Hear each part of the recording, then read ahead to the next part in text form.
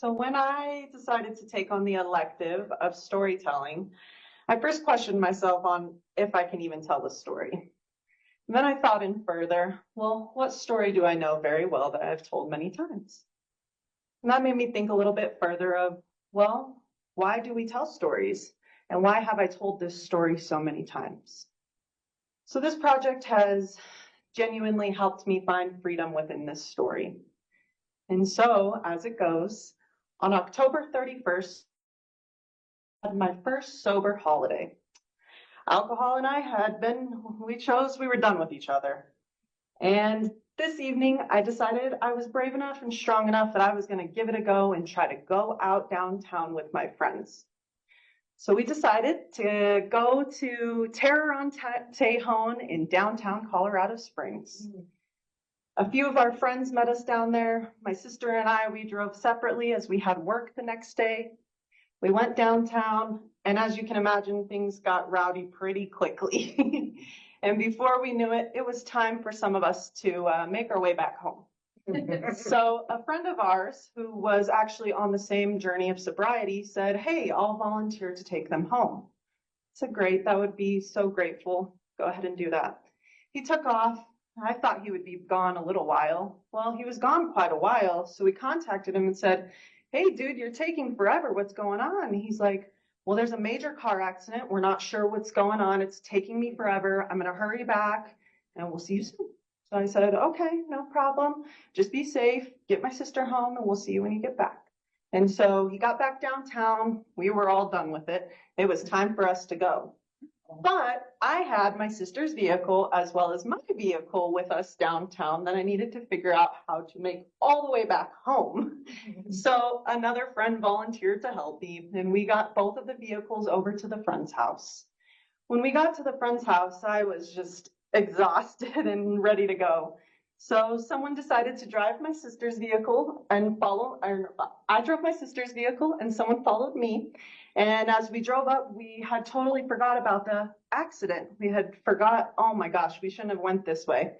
So we had to pass by the accident anyway. And as we passed by the accident, it appeared that there was a body in the road. And so I was very taken back by this, as this was a frequent area for me. We continued on the way. We got my sister's vehicle home. We hopped back in his car so he could take me back to my vehicle at the house.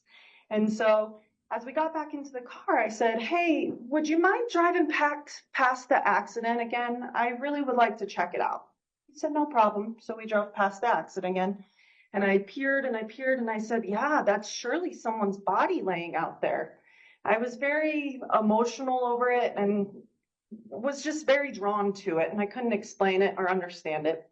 So we went on, took me to the house. At this time, it's 3 a.m. and I work at 7 a.m.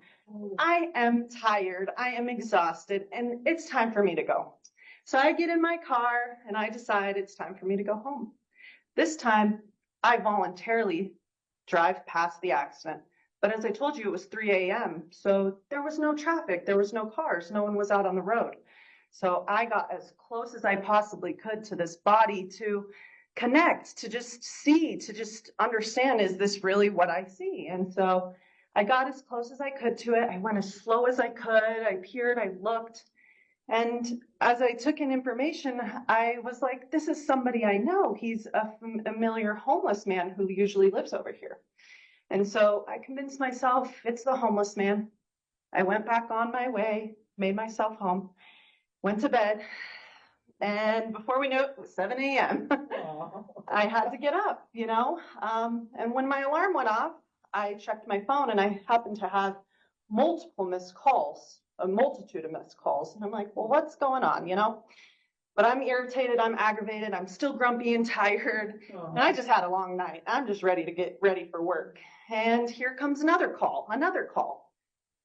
What? I answer. It's my brother Christian. Kyla.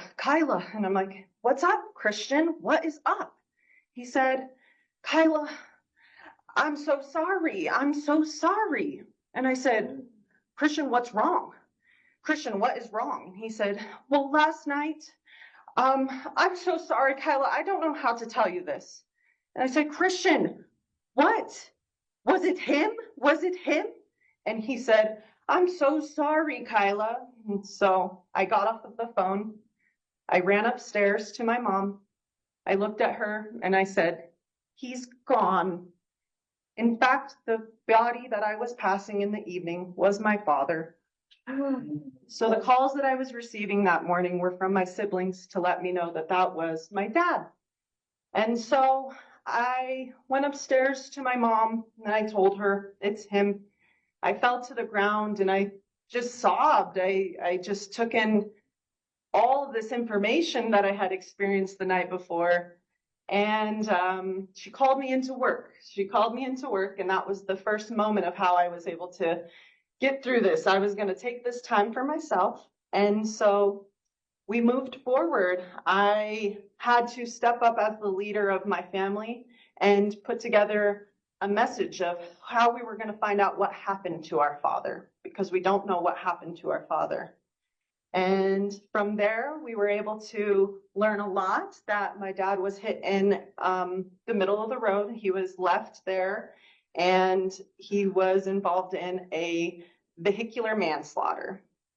So throughout all of this, I maintained sobriety. I maintained being a leader. I maintained my ground. And I think the most important part of this story for me is anytime I've ever told this before, I did it as a victim. I needed it to tell this story so that people would feel sorry for me, so that people would sympathize and understand how hurt I was. But what I realize now from this project and figuring out the intention behind this story is that I'm going to keep going, and we have to keep going. And I'm so grateful for the last moments that I got to have with my dad that night. Thank you, guys.